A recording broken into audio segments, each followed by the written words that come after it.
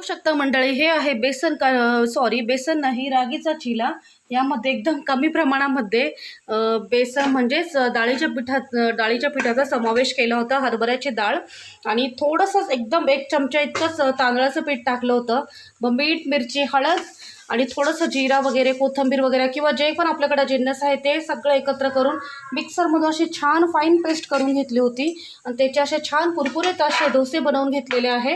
हे दही बरोबर, सॉस बरोबर, लोणच्या बरोबर, चटणी बरोबर खायला अप्रतिम लागतात आणि डायटिंग फूडसाठी याचा समावेश करतात. लहान मुलं हे आवडीने खातात आणि डायटिंगसाठी तर खूपच चांगलं, अगदी पचेल असं हलकं. मला हे प्रचंड आवडतं. आता छान असं मस्तपैकी बाहेर ढगाळ वातावरण झालं आहे, प्रचंड थंडी वाढलेली आहे, त्यामध्ये मस्तपैकी हे रागी डोसे छान तयार झालेले आहे. ह्या भाजीबरोबर किंवा सांबार वगैरे असलं त्याबरोबर खाऊ शकतो, प्लेन खाल्ले तरीही चालतं.